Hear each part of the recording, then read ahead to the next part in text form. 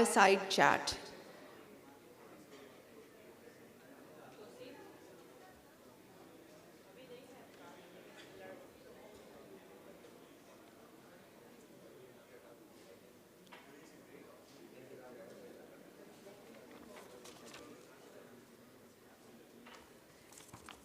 As people make their way back from tea, I'd like to share with you that the Pakistan FinTech Network has 58 members, and they range from microfinance banks, tech startups, to agri-tech firms, and we're really happy to bring them all together on this platform. Thank you, ladies and gentlemen, for making your way back after tea. I hope you are energized and ready to move into the next session. We will now be having a fireside chat, which is a chat between Mr. Aamir Khan, Chairman, Securities and Exchange Commission of Pakistan, moderated by Nadeem Hussain, Chairman, Pakistan FinTech Network. The topic is the role of the regulator for tech disruption. Mr. Aamir Khan brings 25 years of financial sector experience. His expertise includes capital and risk analytics, management and directing financial strategy for both national and international firms. He is unfortunately unable to join us in person, so we do have a recorded session that we will play now. Assalamu alaikum, ladies and gentlemen. I have the pleasure here to be with the chairman, SECB, Mr. Aamir Khan. Aamir and I go back a long way. Since Aamir has come to the SECB, very honestly, we've seen great traction on many fields. So we're going to take the next 20-25 minutes picking Aamir's brain and asking him to respond to some certain of our queries. Aamir, thank you and welcome to the Pakistan FinTech Network's digital conference. Thank you for having me. Aamir, the first question is, obviously you're well aware that we have huge financial exclusion in Pakistan. You know, the number of active users, whether it's loans, whether it's insurance, whether it's saving, the whole financial services seems to be limited to a certain segment of the society. What is the SECP's position in using digital disruption to fix this particular issue or get on a journey in fixing this financial exclusion issue? Thank you, Nadeem. Nadeem, I think before I answer the question, I would just like to briefly touch upon that SECP does have a very, very wide mandate, and a lot of people might not know. But SECP actually administers 14 specific primary laws. So it's a very, very wide scope that we have, from insurance to mutual fund, to lending NBFCs, to private equity, to real estate investment trusts, to capital market, to futures market, and obviously the corporate registry and registration of charges that take place over there, the secure transaction registry. So there is a very, very wide mandate, and the number of companies and the number of regulated entities that we have and we oversee, and there are associations of like chartered accountants and cost management accountants. So we do have a very, very broad spectrum to look at, and hence if we do it right, we can definitely have a very large impact in terms of financial inclusion, and that's basically what we've been trying to do. Very earlier on, when we started this journey, we were very clear that perhaps there are 2 or 3 things which are the key enablers in this regard. And one of the enablers was simplification of laws, because we felt that we have rather a complicated legal framework that exists at this point in time, and we need to simplify it and reduce the regulatory costs and burdens in terms of time and money both. Also, we wanted to make it simple so that barriers to entry are low. We wanted to make it easy for people to come up with new ideas and develop products and services, and attract investors of all kinds, given their whatever their palette is there. And we look at financial inclusion generally when people talk about it, the immediate thing is to go to access to finance side of the financial inclusion.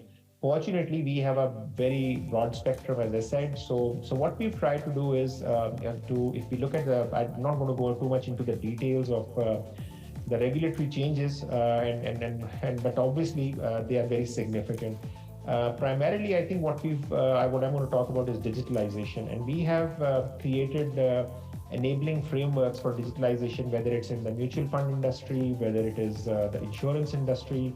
And likewise, we have launched the secure transaction registry, and 115,000 charges on movable assets of poor persons have been created as a result of that. We have enabled digital lending, which has incorporated a very large number of new borrowers.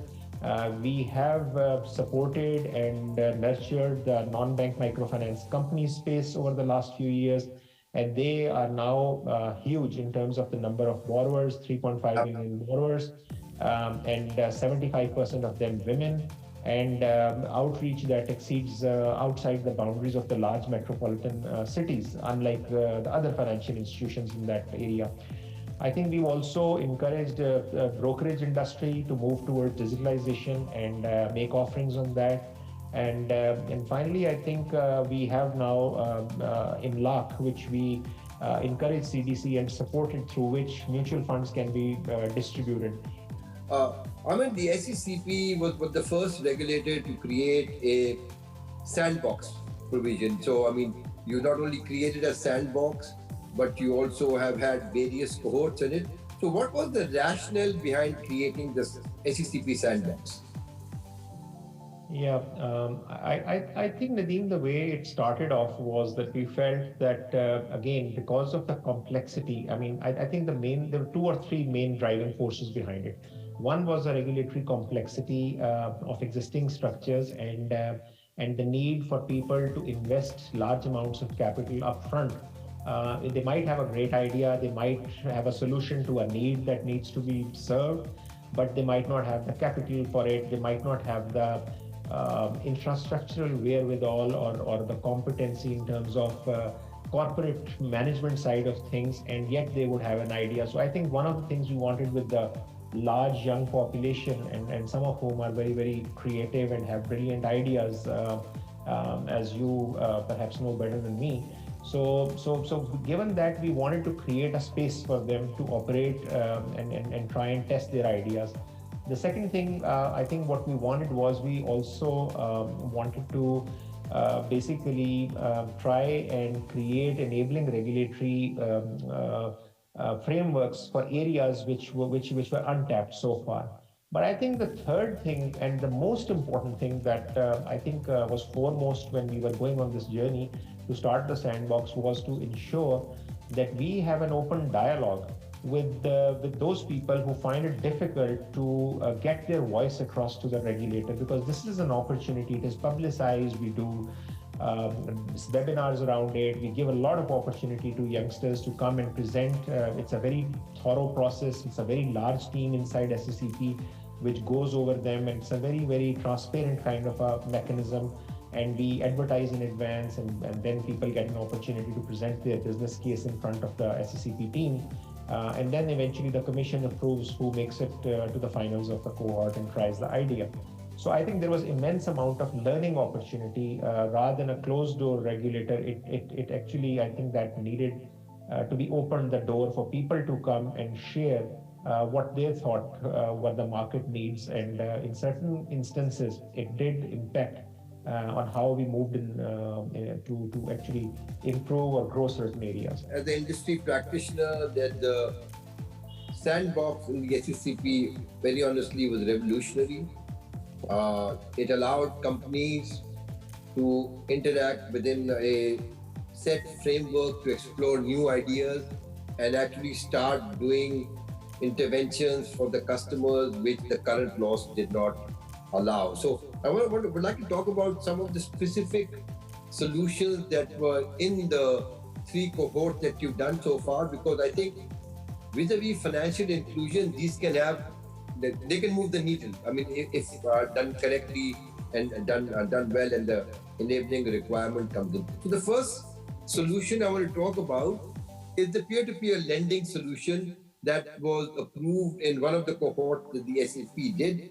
Now, peer-to-peer lending, especially given that our commercial banks only lend to 1.5 million people, and the entire microfinance industry, both MFEs and MFIs combined, are 8.5. We only have 10 million active loan customers in the entire Pakistan active loan ecosystem.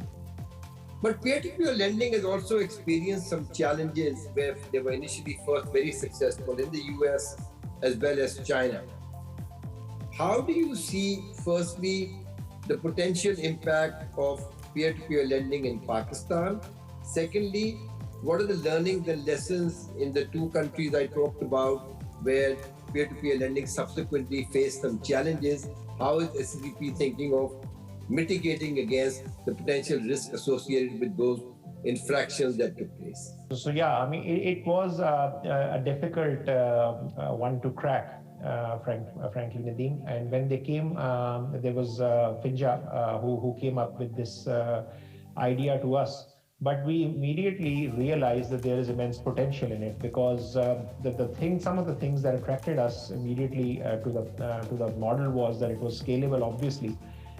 It was targeting people who would never get financing from a normal bank or a normal financial institution. That was number two, and number three was the ability to actually structure something in a way which would not endanger the investors' money to a great extent, alluding to the point that you made towards the end of your discourse. So I think on all three counts, it was a good idea to test it. There was about, I think, if I'm not mistaken, about 35 million plus, or between 35 to 40 million disbursed to over 3,500 Kriana stores. And they backstopped it quite well. And one of the features that we added, I think, is what was critical, where we did demand. Now, this was, maybe you can call it unreasonable, maybe you can call it unconventional, but we thought that perhaps some kind of a skin in game is necessary. And it shouldn't merely be because if people know that they've got 15 or 20% skin in the game and that's the money that they have to pour in, then the underwriting standards and the structuring would be much more robust compared to a situation where we just allow. And I think that was critical from our perspective to avoid the moral hazard, for the lack of a better expression, that a P2P platform does present. I think that in terms of loan loss provisions, it was excellent. In terms of the return that it provided to the investors, it was excellent. And I think the model by and large works. Now, the real challenge is how to scale it up. We have allowed and created provision for other NBFCs to come into this area. And I think three have already shown interest. One is already operating. So let's see how this progresses. But I have great hope of it. Like any other idea, it will take its time to mature and grow. And maybe at some point in time, we can relax the skin in game part as they gain scale and they start facing growth pains. But until then, I think we are good with what we have proposed at the moment. So, Aamir, is a separate license required for a entity to engage in peer-to-peer lending, or it's an NBFI standard license which allows them to do this activity as well? Nadeem, I just don't want to be saying something which I'm not 100% sure, but what it requires is an existing NBFC license is good. There is some equity requirement, which, if my memory serves me right, is 20 million. So a normal license is 50 million. For this, perhaps the license is for 70 million. But it's not a separate license. You can get an NBFC license to keep things simple, and you can simultaneously register a P2P platform for which you have to have that equity requirement and certain other application requirements that you. So, I mean, so an applicant can apply for a P2P license, NBFI just limit itself to peer-to-peer lending, follow whatever the requirement is with a capital of 20 million as opposed to 50 million. Capital of 20 million plus 50 million. 20 plus 50. So 20 plus. Okay. Yeah. So yeah. It's about 70 million that you need. Yeah. I think, Amit, this can move the needle if done correctly. And since you have skin in the game issue, potentially the moral hazard which we experienced in those two countries where it was just a platform and no responsibility for the platform owner. You alluded early to mutual funds, and as we are both aware that the penetration we have of mutual funds at the retail level is seriously wanting. Across our neighbor has been able to get a lot more penetration at the retail level for people to become aware of the capital markets, being aware of the mutual funds. And in your cohort, you obviously had some companies other than the company you mentioned also to try and get this out. What do you think are the main challenges for our brokerage houses or companies which are trying to get to this target market in increasing the penetration and making our people aware of the potential of the capital markets? Yeah, Nadeem, I mean, I wouldn't really try to be cagey or defensive on this one, but I would like to say a few things. So I think the industry is now at about 1.3 trillion.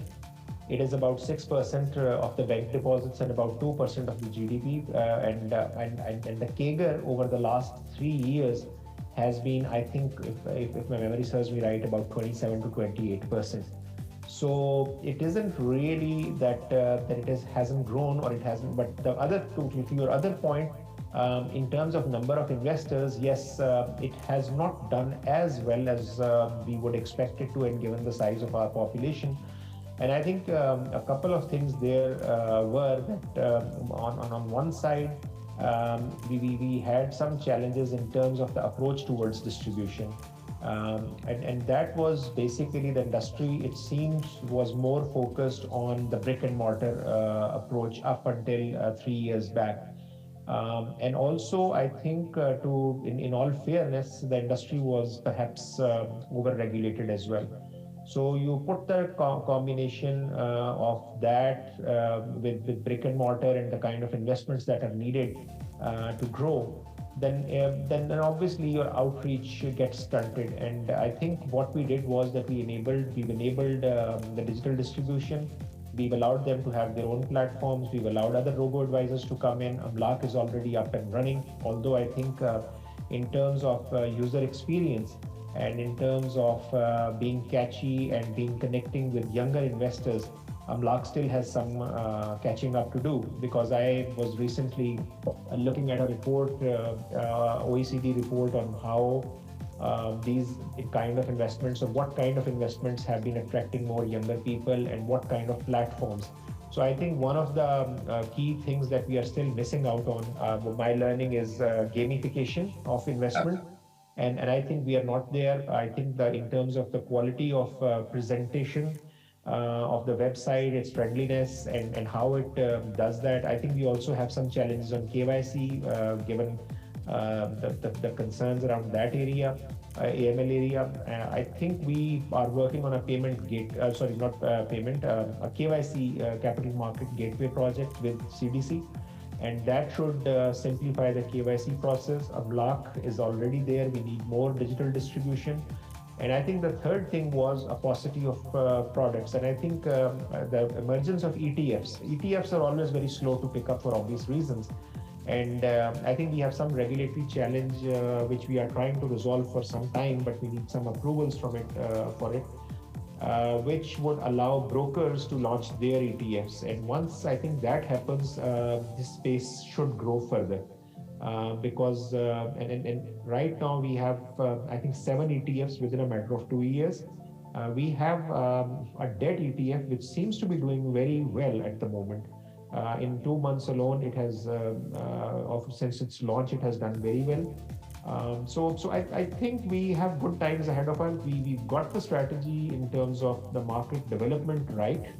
And I think we have some good players over there who will take advantage of these reforms that have been taken. And also the relaxation in the regulations that, so there was a time when we actually needed SSCP's permission to publish an advertisement. And SSCP actually approved the advertisement also. So I think we have done away with those kind of things. And Aamir, we've seen the world over, one of the cutting edge thing is tokenization and fractionalization of assets. When one talks about coming down the income stream, then you need to make the asset much, much smaller and palatable. you need to make the asset liquid, and you need to make sure that the customer is protected, because when you go down the income chain, you're getting less informed customers coming in. In one of the cohorts, I think you have one or two companies where you started on the fractionalization of real estate. The real estate, the asset class, is a huge category. For the higher end, you already have REITs. But if you're coming down the bottom and you're looking at fractionalization real estate, I understand that you have two potential players, people, a platform, and also people who want to subscribe to that platform. I'd like to focus on the platform itself. I understand laws need to be changed. I'd like to understand what your thought process for this particular initiative is, and what do you see the challenges to enable fractionalization of real estate to start, but then you can take potentially any asset class to make it available to the retail level. That's, I'm sure that's an area which is of interest to a very large number of people present here today. I think what I would just say is that I'll just take you 1 minute to go through with the journey. So what we did was that we made a very simple kind of a position paper and launched it about over a year ago on this matter. And we followed that up with including tokenization as a possibility in our sandbox, and different permutations and combinations people applied to us. We allowed 2 of the companies to go ahead, and one did actually go all the way, which is MyKasar. And they managed to actually tokenize and take on board investors' money as well as that. And that process is still running. Subsequent to that, learning from that experience, learning from those challenges, and it was a 2-way exercise, which was quite exciting, frankly. We were able to come up with EYFR to actually do a study. And that study, the first draft has already been submitted to us. We have given our comments on it, and it's now being finalized. Will totally in its final stages. And also simultaneously, we also started drafting the regulations for running a platform. So terms like white paper and AF platform and everything to do with it, we are very familiar. The team is very familiar, and we're working on that. And it's my hope that the first set of regulations for public discussion will be in the market latest by early December. And once that happens, we have 15 days to do the market consultation and then bring the regulations back to the commission for the final notification. So in a best case scenario, end of December, otherwise this journey that we started over a year ago, we expect it to culminate, and at some point in time, early next year, first quarter, we can start looking at licensing some of the platforms that are interested in Aamir, there was a debate in the market, and I'm sure SSP is aware of that, as to the capitalization level required for the platform. I understand there's a regulator concern for creating liquidity, for getting skin in the game, and other aspects of mitigating moral hazard as to the level of capitalization.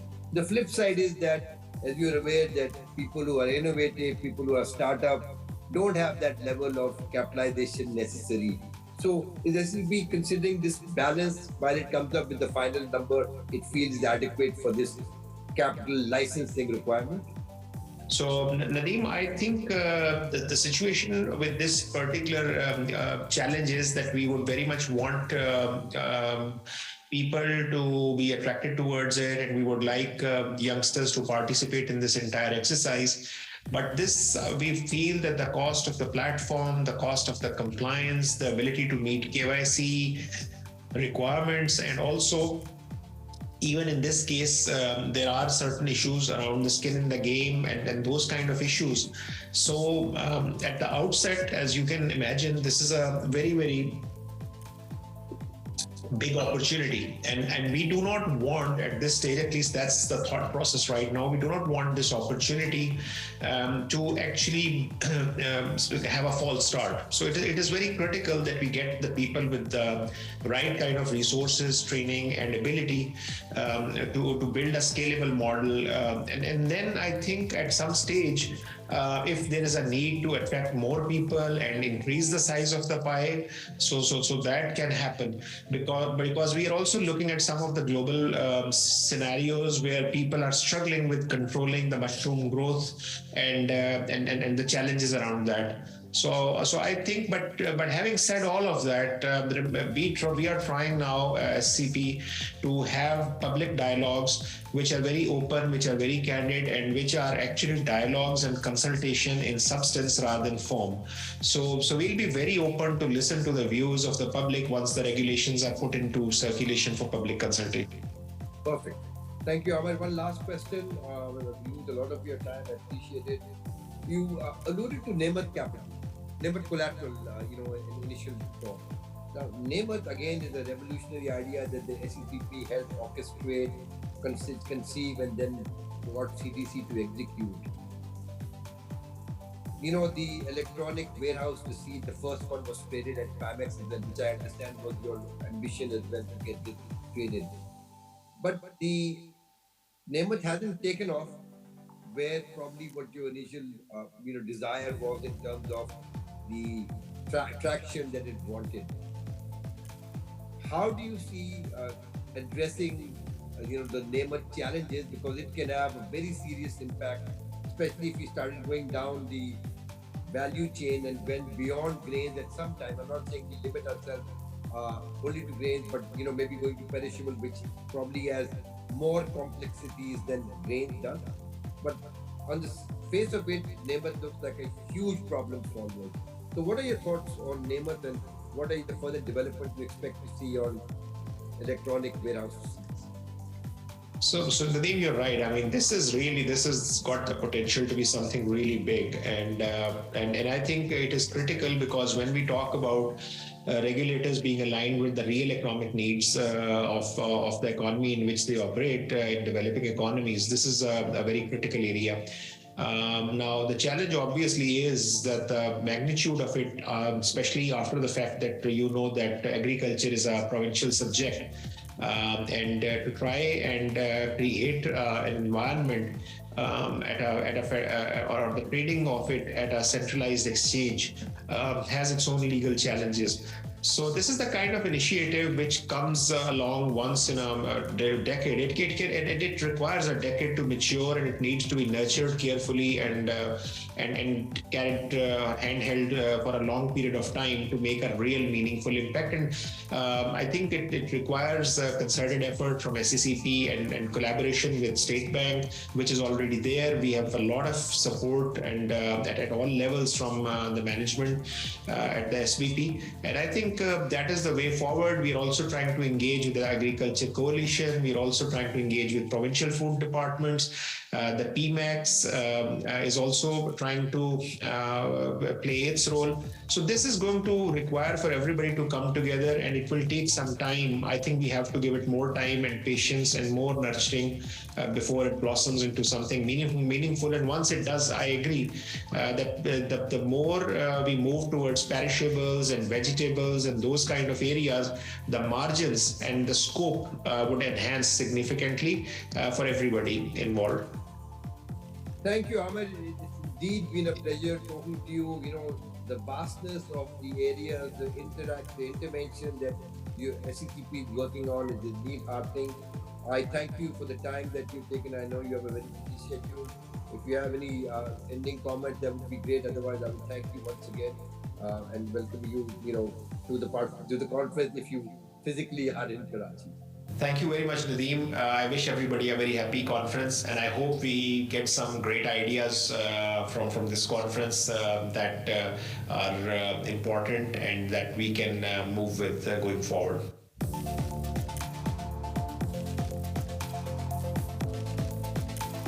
We will now be moving into a tech talk. The topic is, can digital banks help solve financial inclusion in developing markets? Very relevant for Pakistan, which faces one of the widest digital and financial inclusion divides and hence offers huge opportunities. I'm very pleased to welcome Mr. Babs Ugande, CEO and co-founder of Kuda Technologies. Kuda is building digital mobile banking solutions in emerging markets. Their first successful operation has approximately 5 million customers in Nigeria, a country very similar to Pakistan, both in population and GDP. Mr. Kuda is dedicated to making financial services more affordable, accessible, and inclusion. We appreciate that goal tremendously. And now, in association with Fatima Fertilizers and City Schools, has applied for the State Bank digital banking license. Please join me to give a very warm welcome to our friend and colleague from Nigeria, Mr. Babs Ogande.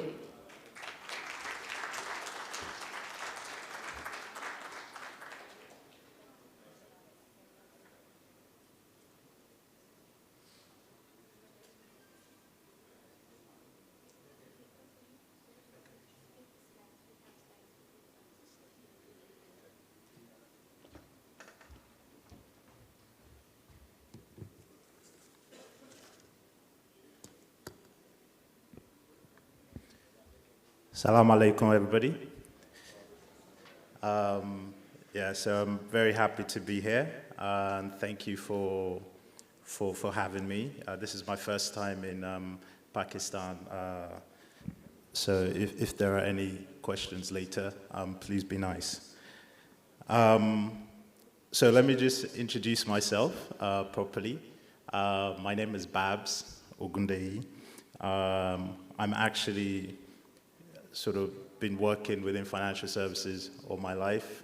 I know my appearance doesn't appear so, but this is me sort of transitioning from a financial services person into a tech person, and apparently this is how we need to appear as sort of tech experts. You know, a little bit about my background. I was raised in the UK.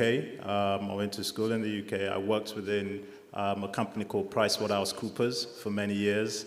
All my clients that I worked with were banks, 90% banks, but mainly financial institutions. And I did that in the UK and also in Nigeria.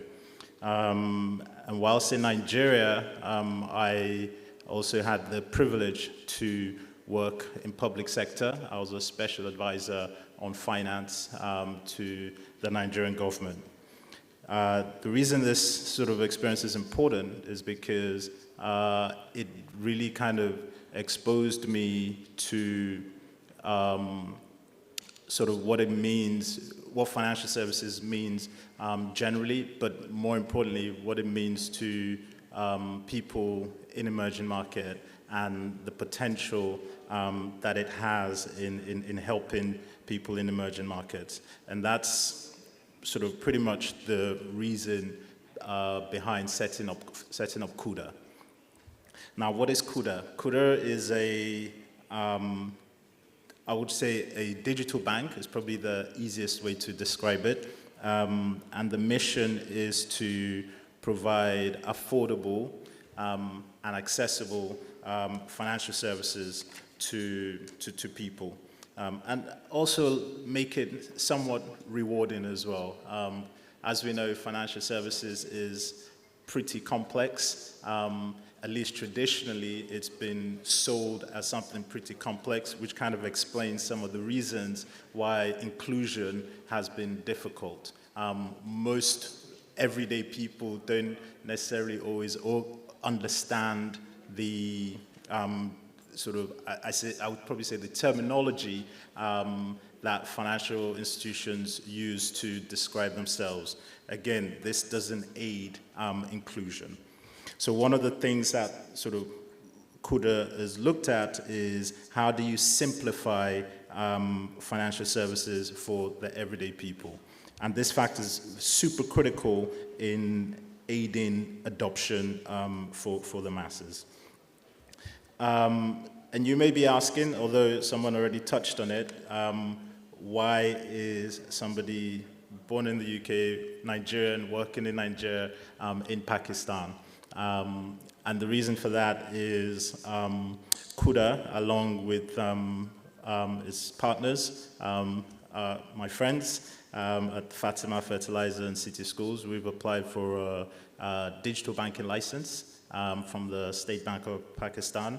And the reason for this is because I believe very strongly that the experiences that we've learned over the last 3 years at Kuda in Nigeria is extremely relevant to Pakistan. There are huge similarities, similar population size, similar complexities in terms of sort of ethnicity, size, the sort of the infrastructural layout, and all the sort of different challenges that you all know about.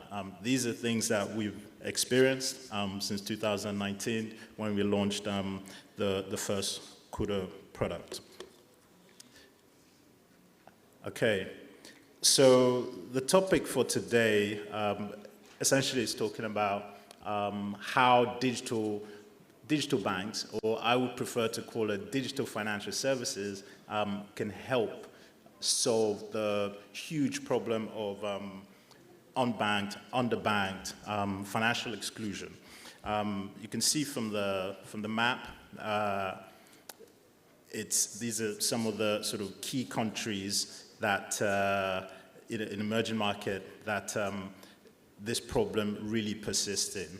And of course, Pakistan is one of those countries.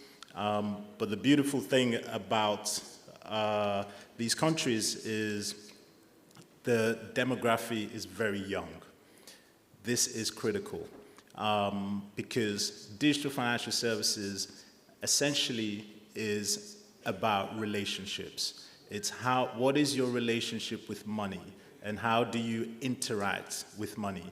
Now, there is a huge opportunity to change the mindset, not even to change, but to kind of lay claim to the mindset of an existing generation. Now, in emerging market, there are about almost 2 billion people, 2 billion unbanked, or 90% of the 2 billion unbanked or underbanked are from emerging market. And because the population is very young, about, I'd say 70% generally across board are under 30. This means that, you know, people connecting digitally is not going to be as hard a sell to an older generation that have been used to connecting in a traditional way, in a brick and mortar way. And it is that brick and mortar, at least in my humble opinion, that has not aided inclusiveness when it comes to financial services. So there is a huge opportunity to change the way the world sees money and interacts with money with this generation. This is a generation of digital natives. They're comfortable to a large extent with interacting with the world digitally. So they will be comfortable interacting with money digitally. A huge part of sort of the success factor is trust. So historically, that trust hasn't necessarily been there.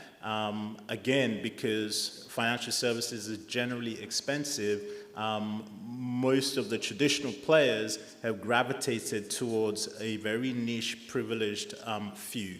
And to those niche, privileged few, there is enhanced trust. So, but the masses, to a large extent, has been neglected. And it's purely a business decision, you know.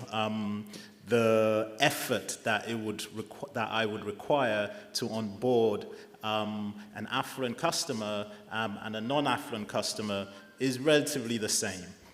So if I had to make that decision, I would gravitate towards the one that most likely will bring me the most revenue. But obviously, technology demystifies this, and through democratization of financial services, we have the opportunity to reduce the cost of onboarding. So it doesn't matter your level of affluence. The cost of onboarding is exactly the same. Thereby sort of making it attractive to create adoption even for the masses. So I think it's important to, and I touched on it, it's important to understand sort of the hindrances and limitations of financial services and the hindrances of financial inclusion or financial exclusion. You know, one of the biggest things is KYC, which I just talked about. The cost traditionally is expensive. Now we have API-driven, cloud-based API-driven technology, which enables us to onboard, you know, lots of people in an instant. When Kuda started in Nigeria, there weren't a lot of companies that were onboarding digitally. I would say we were one of the first. Now it's seen as quite normal, and this is just in 2019. Which is not that long ago. But today, it's very normal to onboard a banking customer or other types of financial service type customers digitally. In order to do that, there needs to be some kind of enabling environment, which, you know, I'm very happy to hear the chairman of the FinTech Association mentioned in his earlier speech about the way the regulators are now endeared to creating the ability to onboard digitally, because that is the first level, and it's a very critical level that, you know, you need to get it right if this is going to be successful. So I think the KYC element is kind of, you know, it's now acceptable to onboard digitally. And if you look at it in terms of a potential fraud perspective, it's actually safer than somebody walking in with documents. And I'll explain the reason for that. You know, fraudsters are super smart.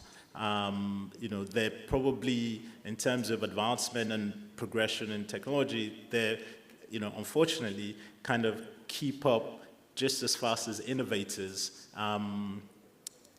than what I would say the regulation moves in. So what I mean by that is fraudsters are moving faster than regulation, and that's very dangerous.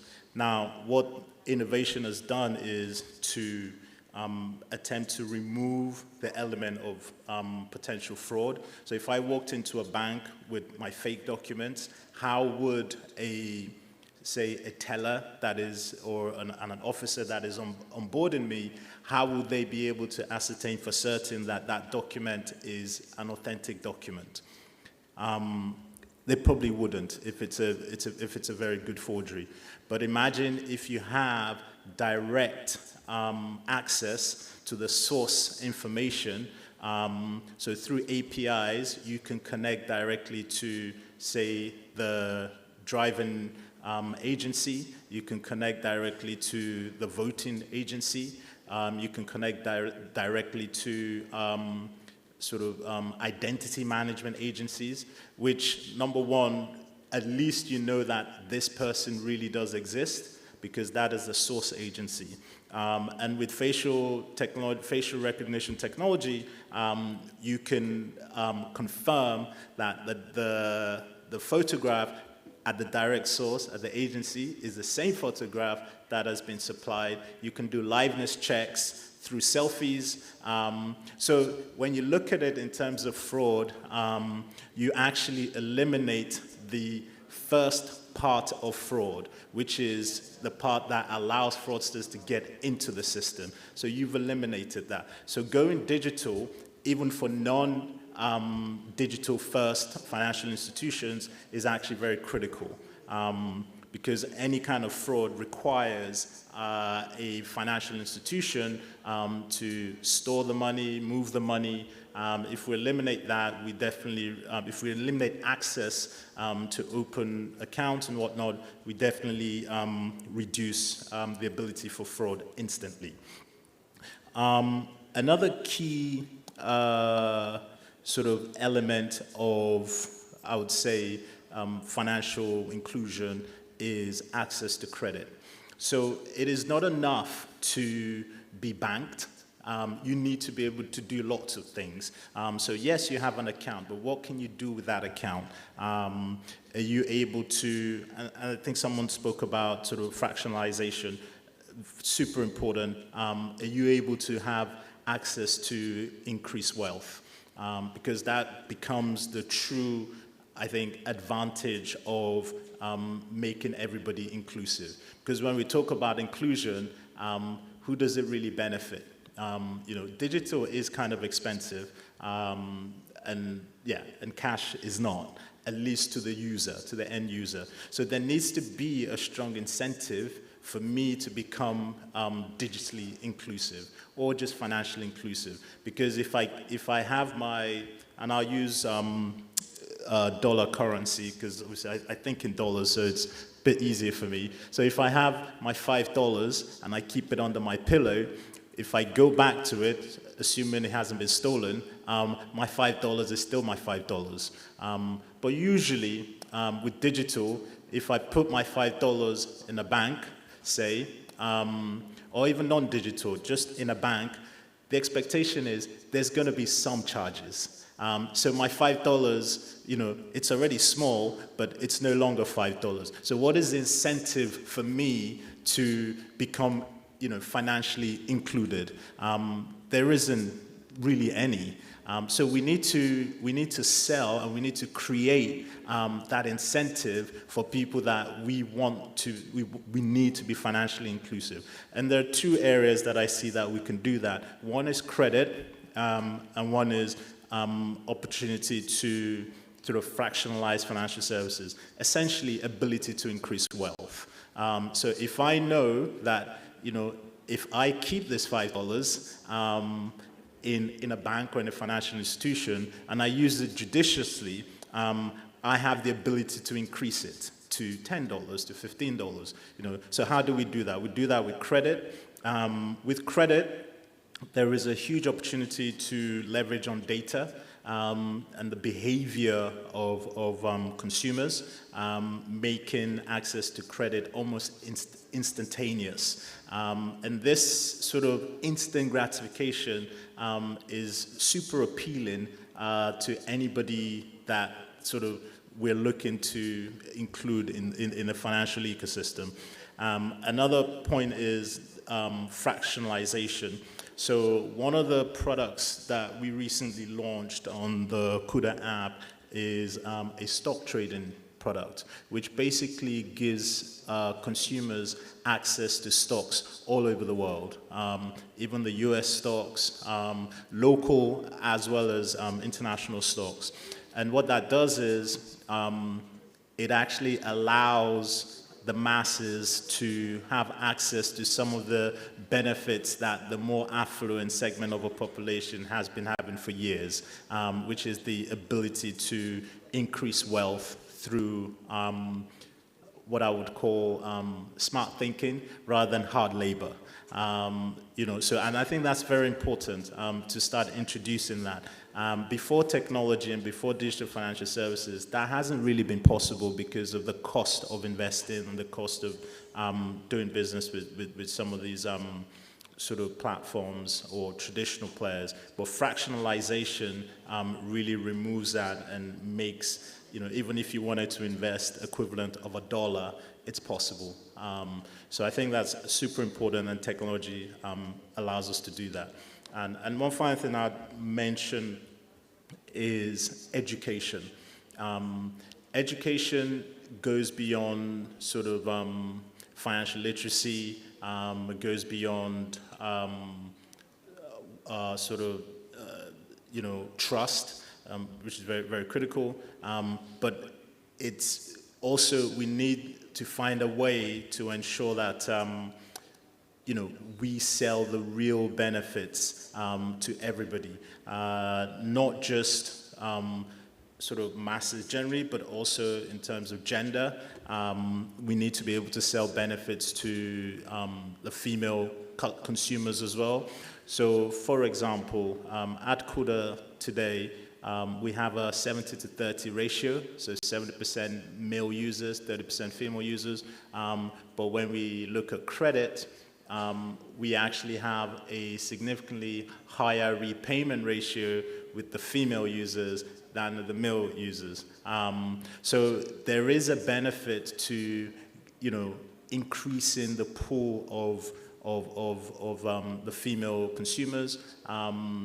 And all of these things, in terms of sort of just educating the consumer, educating everybody about the benefits of financial services, I think if it's done correctly, will significantly improve the inclusion ratios of financial services.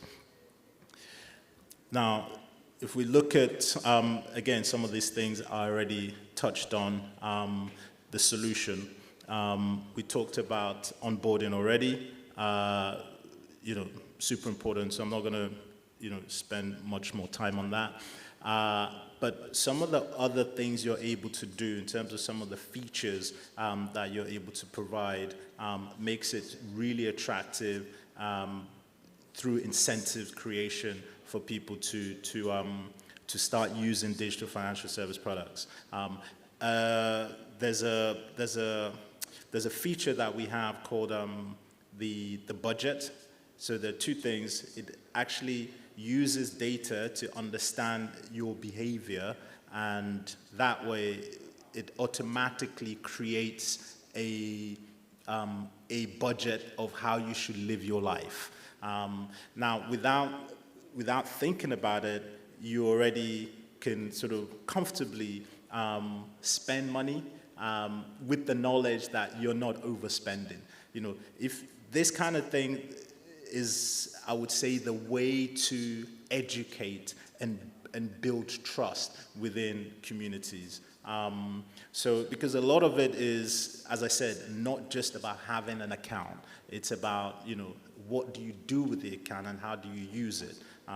So technology and digital financial services gives us that ability to embed products and features that, without even thinking, you're educating the consumer. And the consumer doesn't feel like they're in a classroom.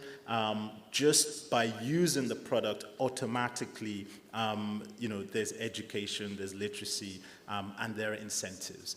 And for me, that is really sort of the true definition of a digital bank. Of course, you still have to do banking. The fundamentals of banking is important. You have to be able to sort of take in deposits, look after deposits, lend judiciously, reduce NPLs. But, all that is very complex to the end user.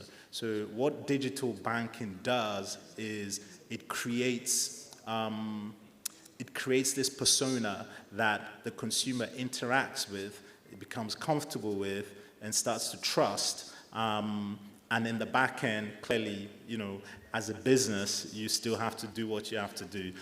You literally layer the fundamentals of financial services with this super user-friendly application that is intuitive and speaks directly to its users. So design is very, very important. One of the things that I was talking to somebody earlier, one of the things that we've done is to ensure that the people that design your product needs to reflect the people you're trying to attract. So at Kuda, I think the reason that it was relatively successful in a short space of time is because if you were the age of 30, you were considered to be super old and elderly. That's because the vast majority of the population that was being targeted were under 30. So naturally, you build for the people that you understand. When we noticed that women were not signing up as much, we started hiring female product designers. Again, the mindset is, if the people that are designing the product is a reflection of the people they're trying to attract, they would design something that is sellable to those guys. So these are some of the intricacies of what a digital bank is. And I really want to stress, at least from my experience, it's significantly more than just an app. You know, of course, everybody can build an app, and everybody probably does have an app, even traditional players. But it is the thinking, it is the mindset, it is the design thinking, it is every little thing that goes into the build of that app that makes it a digital bank. It's how do you use data to understand the customer and build absolutely bespoke products for each consumer. So today, out of the 5 million customers that Kuda has, I can say to a large extent, each customer has some level of personalization. When you talk to each customer, we talk to each customer by their name. We have so much information, so much data about each customer that when that customer interacts with the app, that customer really does feel that this business or this app is talking to me directly. And that is very significant in how people think and in how people interact with something as important as money. You have to feel that trust. So all of this is important. It also enables you to become empathetic to people. There is a lot of stress, especially in the emerging market. There is a lot of hardship. There is a lot of sort of, I would say, stress about daily living.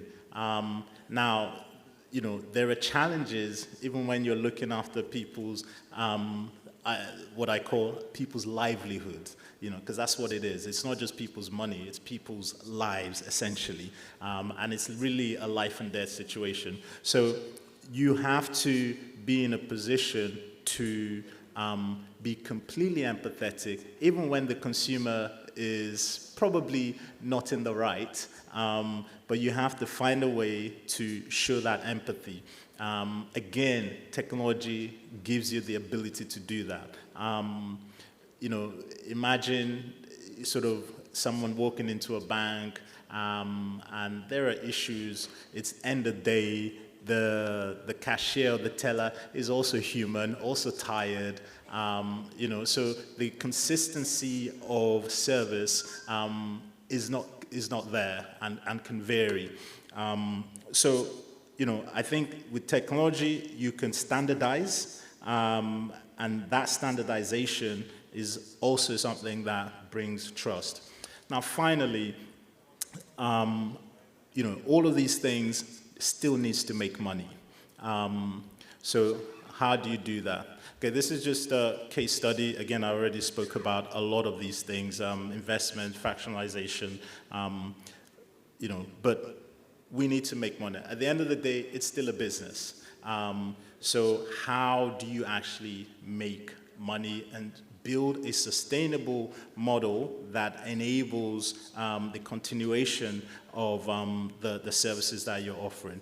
Now, with a digital bank, you have the ability to embed lots of different models into one product or into one app. So at Kuda, we're looking at credit, we're looking at remittance, we're looking at opportunity to do crypto in certain jurisdictions.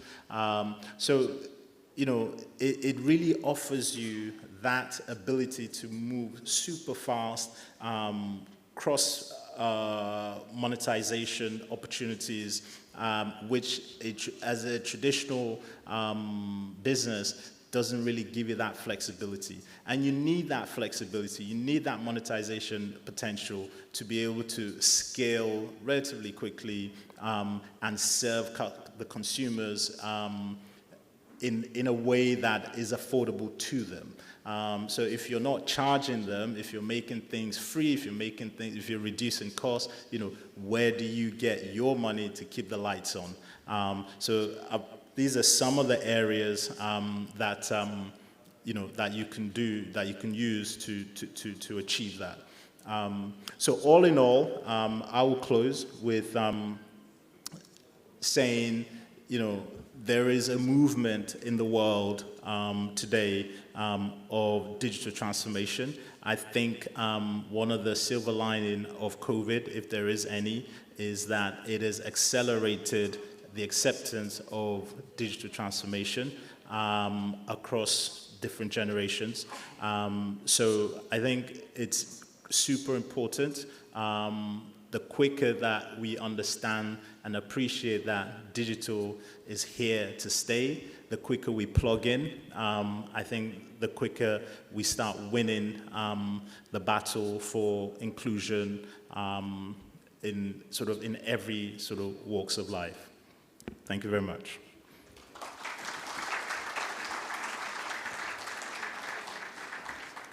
Questions? You will have questions Okay. from the panel. Okay. All right. Thank you. Thank you so much. That was really interesting to give us a feel of a digital bank, which is just beyond having a simple app. I really liked that. And how it creates trust, ease, and breaks down the complexity that is associated with traditional banking. It was also noteworthy that 30% of users are women, and the fact that women are repaying better. We know this holds true in many markets, and there is a case to invest in women. The State Bank itself in Pakistan has come up with the Banking for Equality policy, which is a very progressive policy, and we hope to see a lot more inclusion happening in the coming years. Now we move to the first panel of the day. The topic here is connecting the future of banking with fintech and digital banking. We have some wonderful panelists and friends who will be represented here. I would like to invite the session host, Nadeem Hussain, Chairman, Pakistan FinTech Network, to lead this session. We have 1 hour for this before we break for lunch. Nadeem, can I invite you to the stage, and then you can invite your panelists. Thank you so much.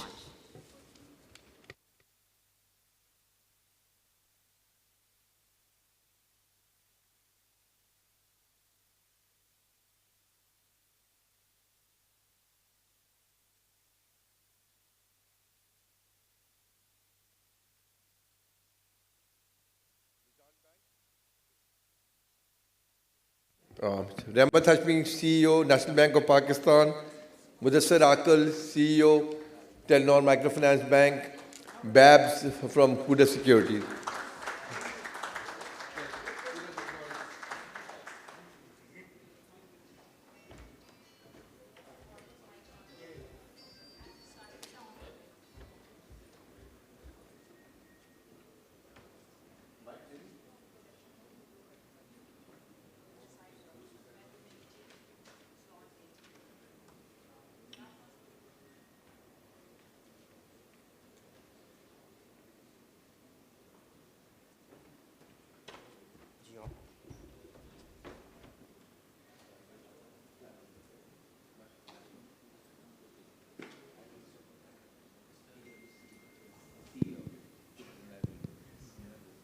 So, Khawateen Hazrat, we are now going to start the session with the CEOs of banks or potential digital banks.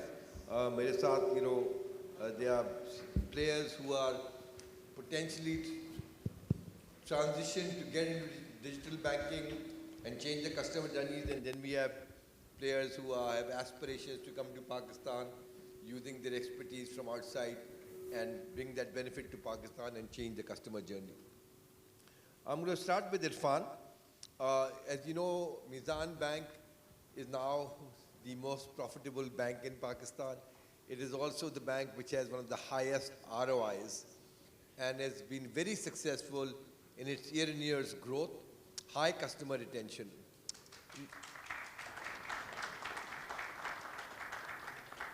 अब क्योंकि digital bank licences की बात हो रही थी, there are 25 applications and a large number of commercial banks have applied for a digital bank license. Many of them are present here as well. मेरा सवाल इरफान से ये था कि आपने डिजिटल बैंक लाइसेंस के लिए क्यों नहीं अप्लाई किया? Right, Bismillahirrahmanirrahim. I will take you a step back 25 years ago when I started Al Mizan Investment Bank. right? So our name is Mizan Bank Limited, and we put a tagline there saying Premier Islamic Bank. तो बड़ा discussion था that why don't we call it as a Mizan Islamic Bank? तो मैं इनका answer पे ही आ रहा हूँ मैं. तो मेरा उसमें जवाब ये था कि if we have that faith that the banking has to be done in one single way, which is the way, तो उसमें लिखने की ज़रूरत क्या है? तो sooner or later people would get to understand कि भाई वो मिज़ान बैंक है तो मिज़ान इस्लामिक बैंक है, और होना भी नहीं चाहिए कुछ. तो इंशाल्लाह नेशनल बैंक भी वही आएगा, right? तो as a result जो इनका जो question है कि why did we not go for a digital bank? तो with this जो trend चला हुआ है digitization का all over the world, not just in banking, into everything, whether you buy a train ticket or you buy an airline ticket. एक ज़माने में हम tickets लेके चला करते थे airline की, अब it's all digital. So my thinking was that a bank, if it is worth anything, it has to be a digital bank. So Mizan is a digital bank, right? So we don't have to get a license for a digital bank.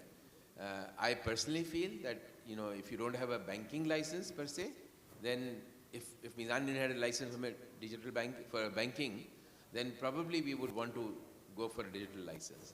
लेकिन अगर आपके पास licence है banking का, तो banking अगर आप digital नहीं करेंगे तो then it will all be history. There'll be no Mizan bank, there'll be no banking. तो उस perspective से to have a separate license for digital bank, that means you are saying कि यार मेरा वो जो पुराना license है वो obsolete हो गया है वो. So we want to keep the same license and we want to keep it relevant. So that was the reason. I think many CEOs of commercial banks will disagree with you, but I subscribe to what you talked about because so I'm not going to put in that position. We also have Mudassir Akil. Mudassir is the CEO of Telnor Microfinance Bank, and as you all may be aware that Telnor Microfinance Bank translating service Easy Pesa was the pioneer, started by a great visionary incidentally, okay? Was the pioneer in branchless banking. Mudassir, Easy Pesa had a very dominant role in the payment landscape and started way early, 12, 14 years ago. But recently we've seen the growth being impeded. The month-on-month numbers, the increase in the wallets have been opened, but the use case in the wallets have not been expanded to the extent where the usage has increased. So is this a natural level of stagnation? What are the challenges you see to actually benefit from the railroad that you've created in terms of providing additional benefits to the customer base you have? Thank you, Nadeem. Great question. So I would not call us stagnant by any stretch of imagination. I think we are growing still about 35% a year, and now at 11 million MAUs. But I would agree with you in one respect that probably the kind of growths that we were seeing 2-3 years ago, where everyone was doubling in size every year, I think there is some focus on unit economics now, right? So so there has to be a balance between good quality growth and just top line growth. So we basically, in light of the direction from the shareholders, made a clear choice, actually three years ago, that we will focus on quality first, and then obviously growth. So we are very pleased to note that our unit economics are very good. We are on a path to become profitable in the next 12 months. And then similarly, when it comes to new use cases, I think it's important to understand that majority of the entire digital banking space is primarily revolving around 3 core use cases, right? So the first one is P2P money transfers, the second one is buying airtime, and the third one is paying utility bills. And everything else is sort of like on the periphery around this. And the reason for this is, and by the way, we have 1,200 integrations in Easy Pesa, right? So it's looks like a very simple app, but there's like a whole juggernaut behind it. And we process 1/3 of entire Pakistan's interbank fund transfers and we are the largest biller and process 10% of country's airtime, etc. But the key is that if we want to broaden these use cases, we need to put a dent in our cash economy, right? So primarily what is really happening is that even now, when IBFT was made free 2 years ago after when COVID started, the number of transactions have skyrocketed on all of the apps in Pakistan, not only just Easy Paisa. But what really is happening is that money, cash, physical cash is entering from one side, running on the rails, and then exiting again, converting into cash on the other side, right? So until we really fix this cash economy problem, I think it'll be difficult to, we can continue adding use cases, but we won't really add much value that way. I'm going to come back to that because the follow-on question. Babs, I want to benefit from your experience in Nigeria. There are many similarities, not all, but there are many similarities. And I think Nigeria, to a large extent, is also a cash economy, if I'm not mistaken. You built a business with 5 million customers over there. What were the challenges over there to get people to go digital versus cash? Cash is free, digital is taxed, in Pakistan at least. So there is a natural reluctance to move from what is convenient, what is in your pocket, to something that will subsequently be taxed. So how did you overcome that issue, if you did overcome it in Nigeria? Yeah, there's definitely a difficulty in converting people from cash to digital.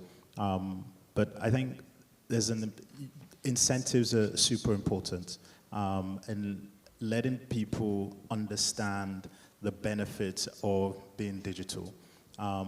With banking, there are two sides to that. So you have the retail side, and you have the business side. That's the SME side. Typically, the retail side doesn't pay any additional charges when they make payments with either cash or digital. But the SME side does.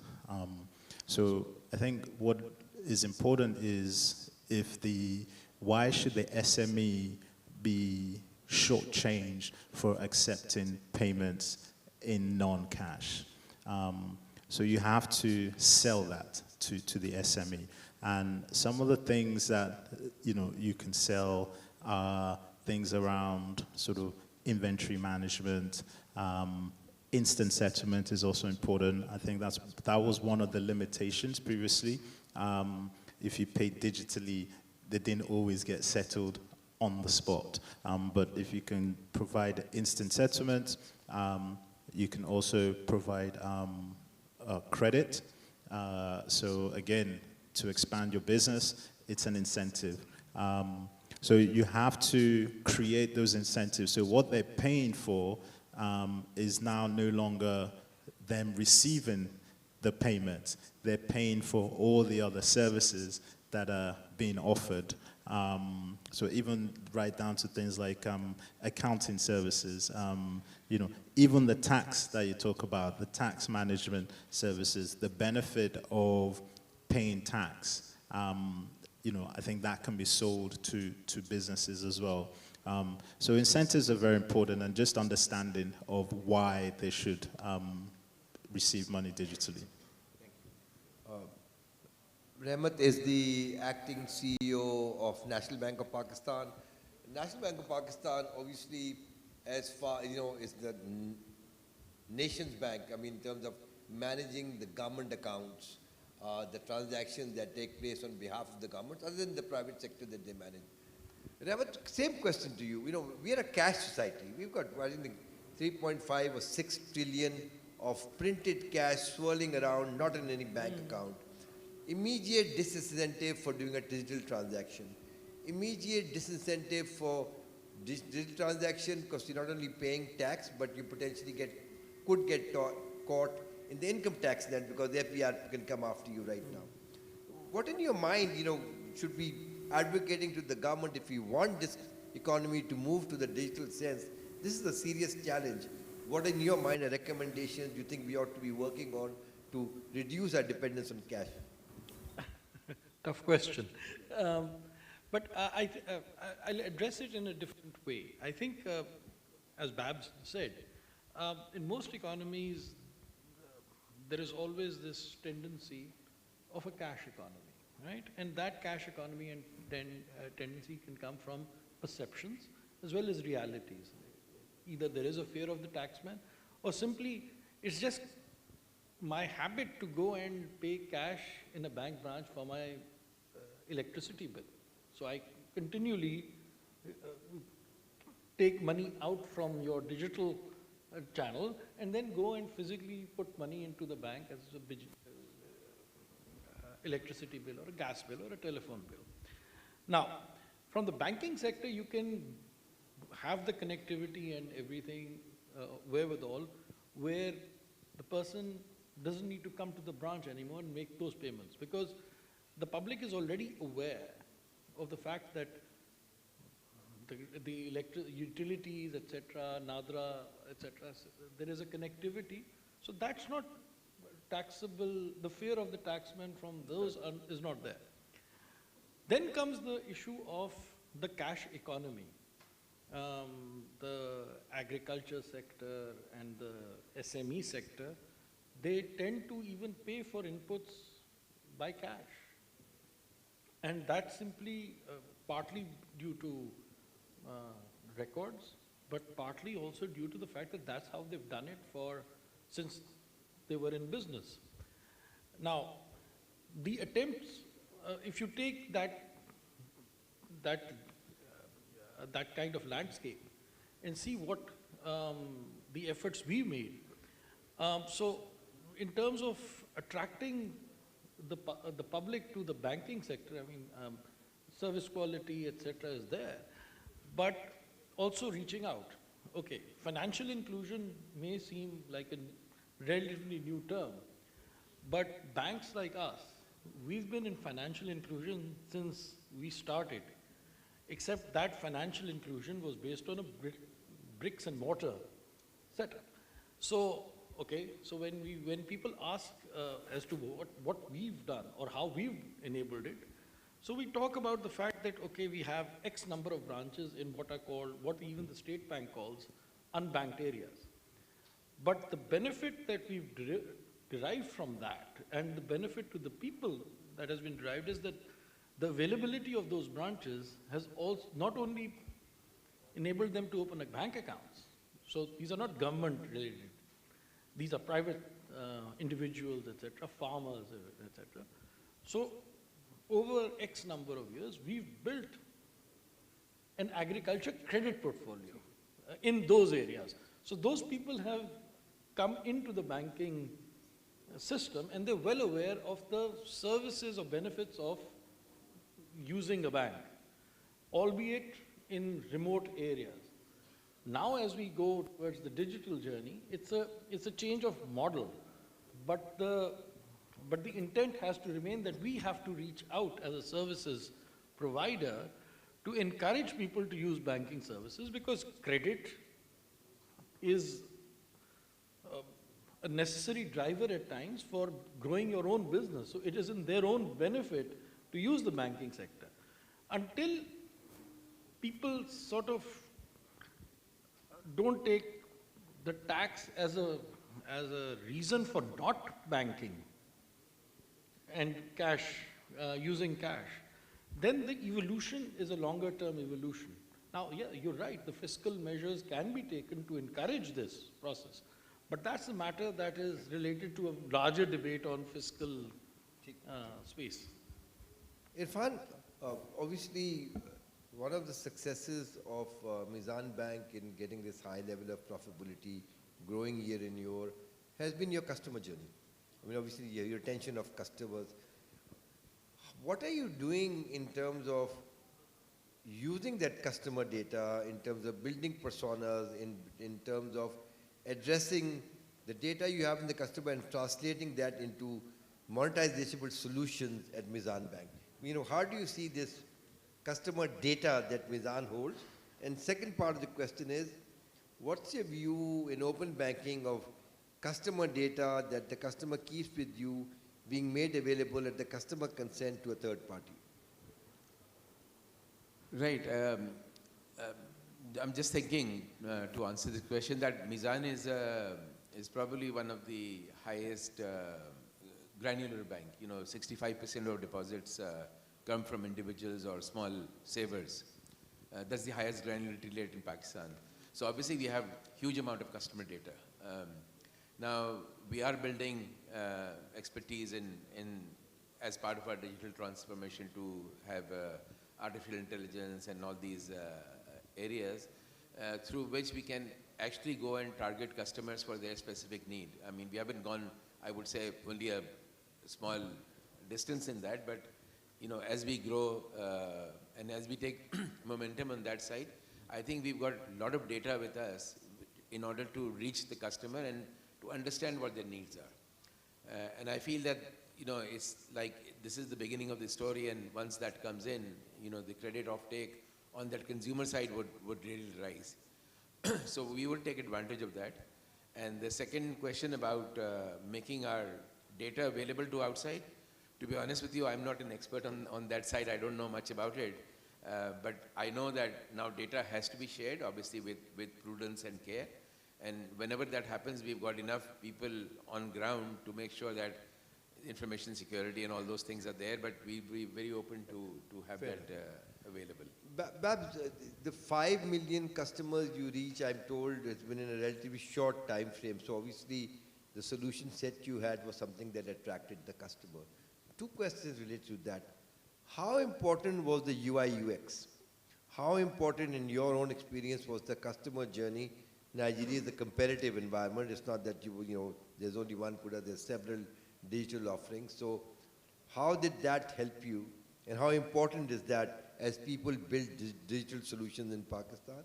And what's your view on the customer data, the use and the monetization of that from what the company holds itself?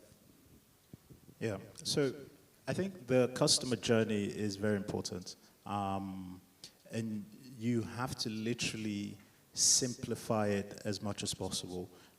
There's a lot of information required to onboard a customer and to enable a customer to start transacting with money. So from a statutory perspective, it is a little bit complex because just of the sheer quantum of information that you require. And that's essentially where a digital solution provider has to earn their bread. So from the design to the psychology of when you actually request for the information, what we did at Kuda was we broke it into different stages. So each stage we almost gamified even the onboarding points. So each stage you got to something else, there was a big reveal. So, at each point you get excited and you want to do more. Rather than if you look at it from traditionally what you would find is just a long list of questions before you even answered one. It doesn't encourage you to continue. So from the design, from the UX, from sort of the tone, the language, all that is very, very important. Simplification, we say things like send money because that's what you do. You send money. You don't transact with money. People don't talk like that. They don't say, oh, I'm going to transact with you, or I'm going to, just send me money. So just simplify it, the language, and, it just makes people feel more comfortable and they understand, and that way they feel compelled to continue to the end. So UI is very, very, very important. And then the second question? The customer data that resides with you, the use of that to deliver more services using AI, big data to make more educated solutions for the customer. Sure. So data is, again, critical. The usage of it depends on jurisdiction. There are sort of, again, different sort of data sovereignties and GDPRs and whatnot. But generally, if you have access to consumer data and consumer information, you can sort of use it to understand the behavior of a consumer. And then you use that to build other products. You can use that to cross-sell. So, you know, again, the best use case or the most sort of talked about use case is usually credit. So when you understand how consumers spend and their income streams and whatnot, you're able to build and offer them credit solutions. But there are other things you can do. So you can, for example, you know, one of the things that we've done is we know what people are spending their money on. So we've essentially kind of created almost like an e-commerce aspect to financial services where, because we know you buy airtime, we know you travel, we know, you know, we've gone to partner with, you know, a lot of these merchants to make it easy for consumers right there and then to do what they need to do. Okay, great. I have several questions, but we have 20 minutes, and I'm going to open the floor for questions. If I find enough questions, I'll take the floor questions, otherwise I'll continue with my own questions. Please introduce yourself, and please ask a question. I'm not looking for a statement. If an observation, we can do that separately in the break. If you have a question for any of the panelists or myself, more importantly the panelists, please ask that question, brief, and so we can get a response. Otherwise, I'll continue with the questions I have left. So I'm opening it up to the audience for questions to the panel. Gentleman over there with his hand up, please give him a mic. Please introduce yourself and ask your question.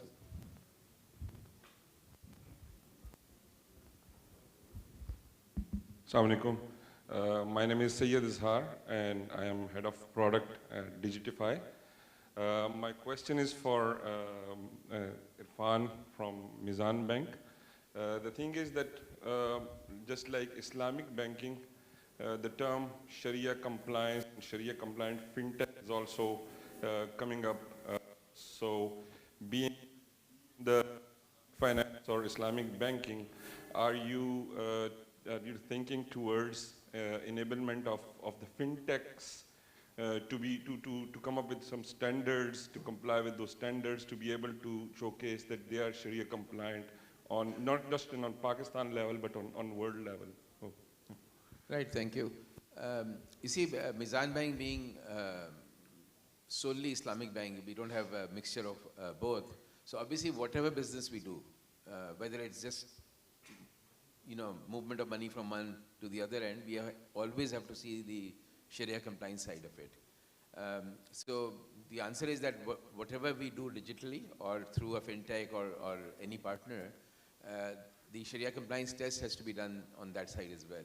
So, you know, the simple transactions of giving consumer loans through fintechs.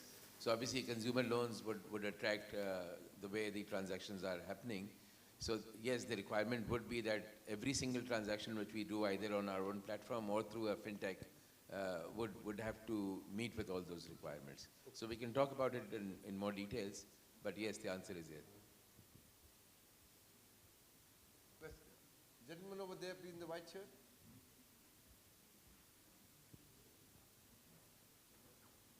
Hello, my name is Hussain and I work at EFU Life. I have a question for Mr. Babs with regards to Kuda and if they have any success stories with regards to insurance, because the local industry in Pakistan has a lot of success stories with regards to insurance and DFS. So if they have experiment on that and what are the results? Thank you. Yeah, I think that's actually a good question. Insurance is one of the embedded financial products that we are currently experimenting with. Typically, it's one of those products that, nobody necessarily gets excited about insurance. No one wakes up and says, oh, I have to insure. So the way to sell it is to bundle it as part of something else. So maybe you buy an asset.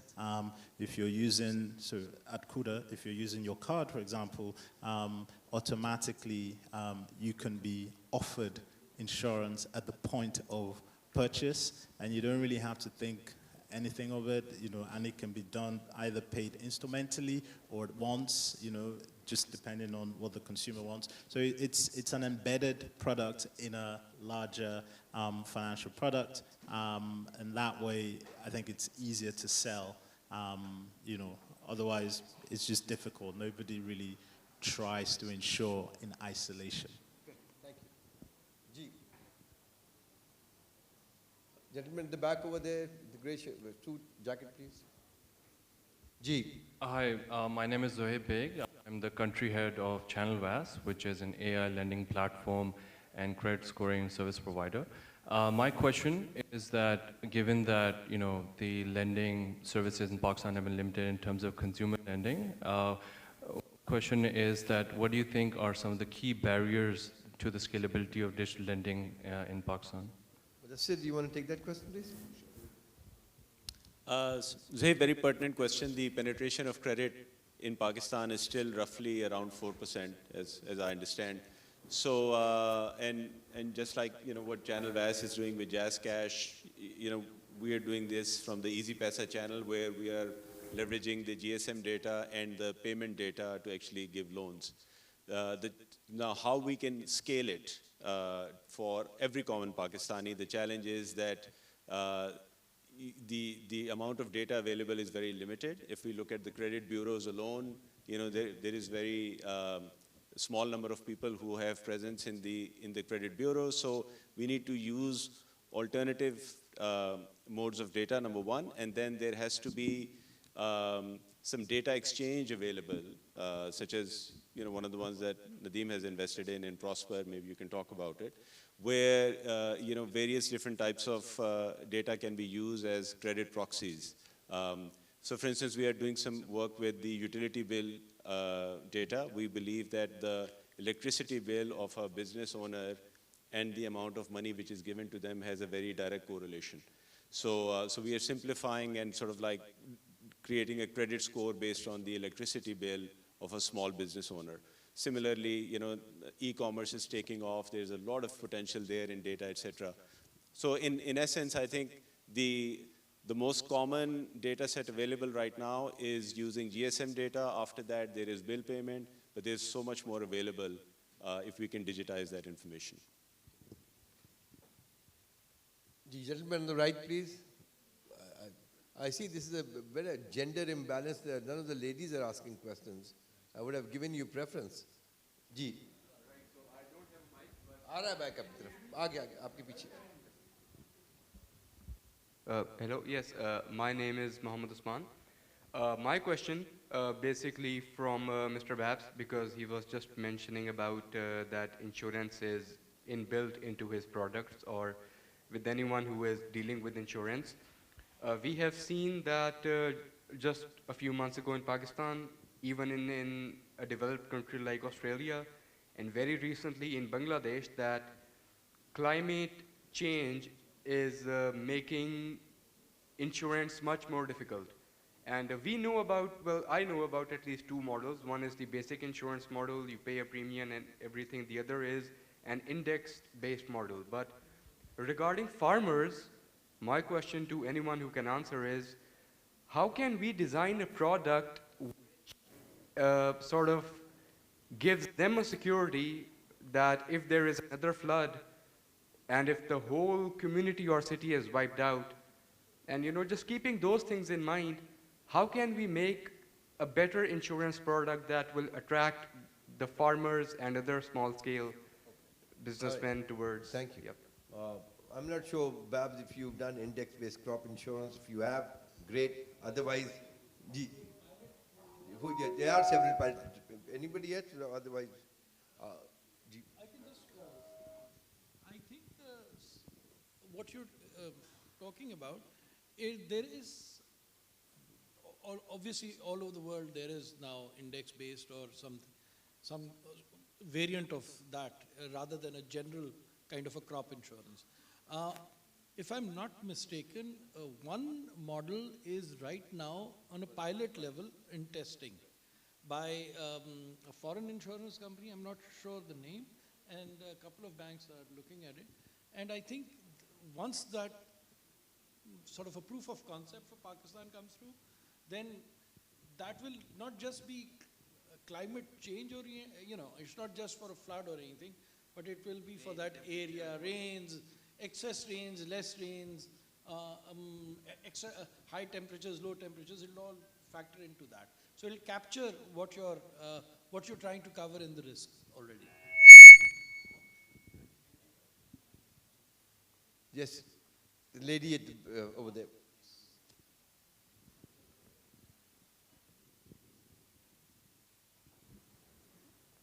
Thank you. Assalamu alaikum. I'm Nada from Globalink. My question is, I understand, and correct me if I'm wrong, investment in crypto, that platform, is generally not, banks are not very comfortable. It caught my, if I'm correct, it caught my attention. Perhaps you mentioned that you would be providing that platform. So can I have some comments and feedback on that? Thank you. If I can do a preamble on that, Babs, so you don't get into trouble over here. Crypto, as it stands right now, investments in Pakistan is legally not allowed to the State Bank of Pakistan. It will not allow a bank to settle a crypto transaction. You will also have multiple people visiting you if you start investing in crypto. But having said that, chain analysis shows that Pakistan is in the top 5 crypto wallet holders globally. Portfolio shown is estimated between 12 and 14 billion dollars. There are about 8 to 10 million Pakistanis holding crypto wallets outside Pakistan, as much as 70% on just Binance itself. So that phenomena that Pakistanis don't know about crypto, is something else. The State Bank previous governor came up with the view that in Pakistan, crypto is used largely for speculation, and the 2 exchanges that existed locally for crypto settlement weren't shut down as a result of crypto, but there was a notification to the banks that you can't have an account for anybody dealing in crypto. You can't use your credit cards to purchase cryptos outside. You can't make an payment through the regular State Bank channel disclosing crypto as your asset class. So as it stands right now, within Pakistan, it's very difficult to actually have a local presence doing crypto. Babs, anything to add? Yeah, again, it's very similar in Nigeria. Crypto is not illegal, but it is illegal to use the local currency to purchase or trade with crypto. But again, the Nigerians, in terms of usage, there's a high percentage of people that are holding crypto and crypto wallets. So I think, in terms of regulation, there are certain jurisdictions that enable it. And I think it's more a case of, understanding. And over time, maybe there will be rules that could be relaxed. But you just have to work within the regulatory environment that you find yourself in. Thank you. I'm going to take 2, 3, maximum 3 questions, and then I'm going to close it out. So, any takers? All right. Then, since we don't have any further questions, we're going to take a break. I think there's a natural break there. There's lunch break then right now. Okay. So I'd like to thank the panelists for taking the time out, and thank you for coming and supporting the Pakistan FinTech Network. Thank you, and thank you to the audience as well.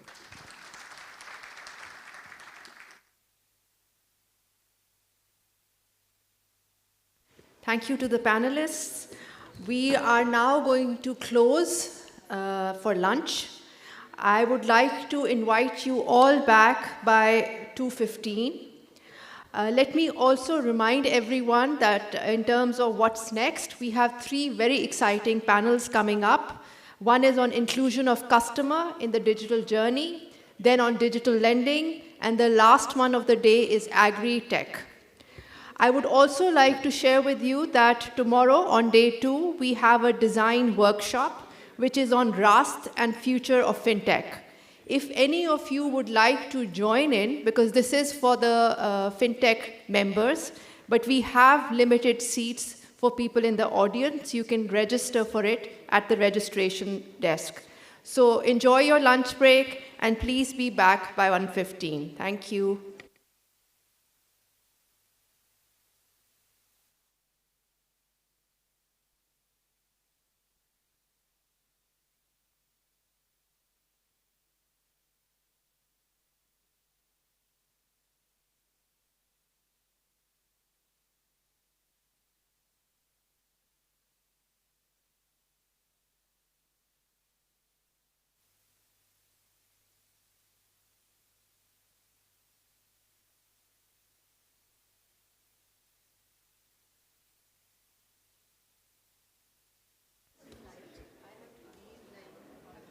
So just a reminder, we will resume at 2:15. Thank you. Enjoy the lunch break.